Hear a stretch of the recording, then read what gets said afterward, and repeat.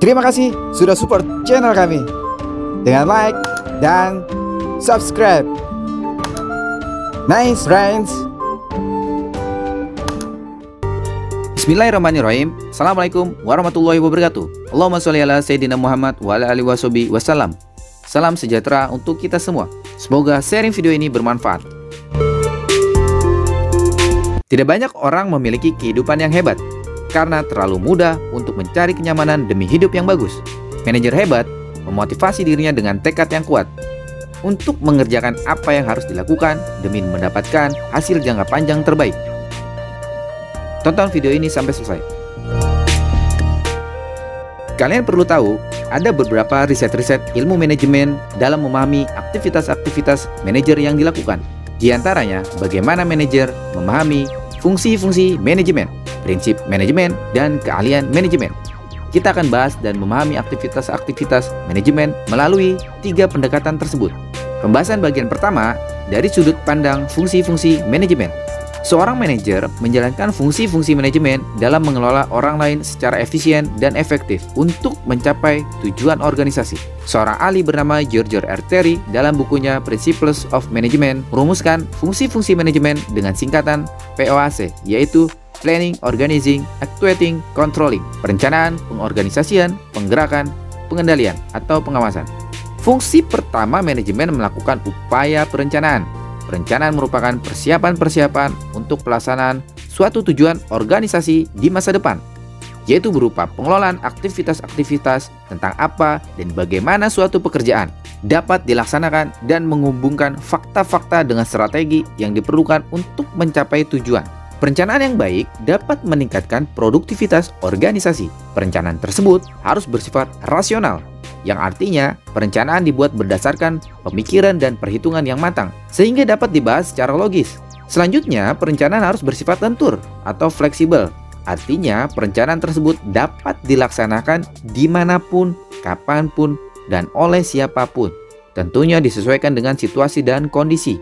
Kemudian perencanaan juga harus bersifat kontinu, yang artinya perencanaan harus terus-menerus dibuat dan perlu ditinjau kembali, sehingga ada perbaikan-perbaikan pada pelaksanaan waktu berikutnya. Perencanaan juga harus disesuaikan dengan perkembangan situasi dan kondisi masyarakat, pemerintah, dan negara. Kegagalan di dalam perencanaan atau perencanaan yang buruk dapat menghancurkan kinerja organisasi. Kegagalan perencanaan dapat disebabkan oleh beberapa faktor. Antara lain, perencanaan tidak matang karena tidak mempunyai pandangan jauh ke depan, kurang pengalaman, dan tidak rasional. Kemudian, wewenang yang diberikan tidak jelas atau tegas. Instruksi yang diberikan oleh pimpinan kepada pelaksana tidak jelas, sehingga terjadi tumpang tindih beban kerja. Kemudian anggaran kurang. Hal ini adalah yang logis, karena banyak kemungkinan terjadi kurang anggaran, misalnya pengaruh-pengaruh ekonomi global, perubahan kebijakan pimpinan atau pemerintah, perubahan-perubahan dalam pelaksanaan karena keadaan tidak terduga. Kemudian, pelaksanaan kurang baik. Perencanaan yang baik tidak menjamin hasilnya juga baik, karena sangat tergantung pada baik buruknya pada pelaksanaan. Dan selanjutnya, kegagalan dalam perencanaan yaitu tidak ada dukungan moral dari masyarakat. Dukungan atau respon masyarakat cukup mempengaruhi berhasil tidaknya suatu perencanaan. Tidak adanya partisipasi aktif dari masyarakat dapat membuat gagal suatu perencanaan.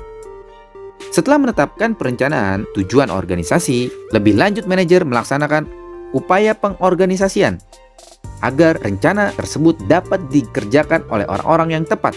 Fungsi manajemen yang kedua adalah pengorganisasian. Pengorganisasian ini adalah fungsi manajemen berkaitan dengan penataan dan pengelompokan aktivitas tugas, serta penempatan sumber daya ke dalam kebutuhan organisasi untuk mencapai sasaran organisasi. Setelah terbentuk struktur organisasi, lebih lanjut, manajer melakukan upaya fungsi manajemen yang berikutnya, yaitu fungsi manajemen ketiga, adalah actuating atau penggerak. Actuating atau penggerak merupakan pelaksanaan dari apa yang sudah direncanakan dan dibentuk struktur organisasinya. Berdasarkan pengertian tersebut, peran actuating sangat penting karena actuating berfungsi untuk menggerakkan fungsi-fungsi manajemen yang lain seperti perencanaan, pengorganisasian, dan pengawasan. Lebih lanjut, manajer melakukan upaya fungsi manajemen keempat, yaitu controlling atau pengawasan. Merupakan suatu proses di mana pimpinan ingin mengetahui apakah hasil pelaksanaan pekerjaan yang dilakukan oleh bawahan sesuai dengan rencana, perintah, tujuan, atau kebijakan yang telah ditentukan. Pengawasan dimaksud untuk mencegah atau memperbaiki kesalahan dan penyimpangan memang tidak sesuai dengan tugas dan wewenang yang telah ditentukan. Jadi, pengawasan ini bukan mencari kesalahan terhadap orangnya, tetapi mencari kebenaran terhadap hasil pelaksanaan pekerjaan. Tujuan pengawasan adalah agar hasil pelaksanaan pekerjaan diperoleh secara berhasil guna, efektif, dan berdaya guna, efisien, sesuai dengan rencana yang telah ditentukan. Ini adalah contoh sederhana implementasi fungsi manajemen melalui planning, organizing, actuating, controlling. Contohnya adalah usaha budidaya lobster air tawar. Pada tahap planning atau perencanaan, aktivitas-aktivitas yang dilakukan diantaranya rencana mencari tahu jumlah kebutuhan pasar atau permintaan lobster air tawar. Jadi kita lihat dari demand-nya terlebih dahulu. Kita pahami segmentasi pasarnya. Pada usaha lobster air tawar, ada beberapa segmentasi pasar. Yang pertama, segmen pembenihan. Yang kedua, segmen pendederan. Yang ketiga, segmen pembesaran. Yang keempat, segmen pengelolaan hasil produksi. Setelah memilih segmentasi pasar yang ingin dituju, kemudian perencanaan selanjutnya melakukan produksi dengan menggunakan teknologi pemeliharaan. Kemudian perencanaan selanjutnya dalam melakukan pengembangan usaha, yaitu dengan sistem kemitraan usaha, dan mengantisipasi perubahan yang terjadi pada masa yang akan datang, seperti memperhatikan produktivitas mitra dan jumlah produksi. Setelah melakukan perencanaan, maka aktivitas selanjutnya yang dilakukan adalah melakukan organizing atau pembagian tugas, seperti pembagian tugas pada bagian kelompok pemasaran, kelompok produksi, kelompok hubungan masyarakat.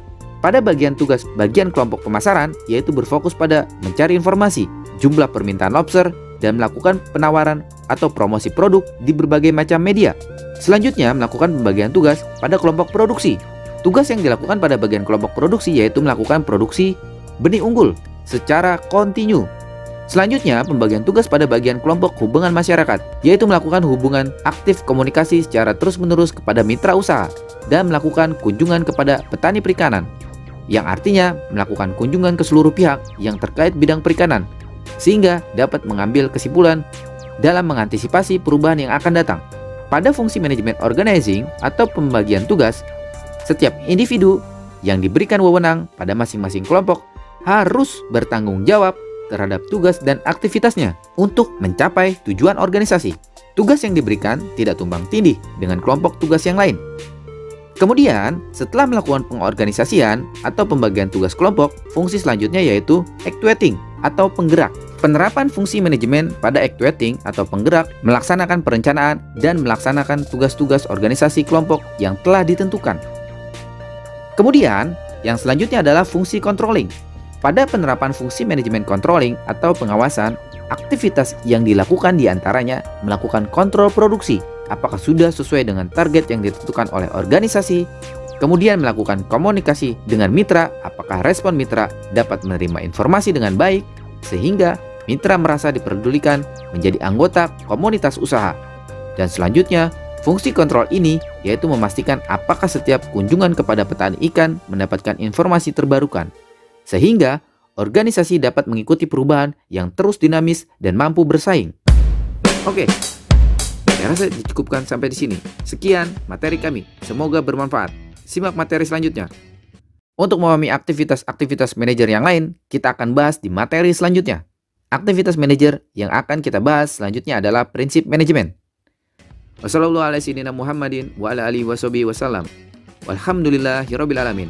Wassalamualaikum warahmatullahi wabarakatuh.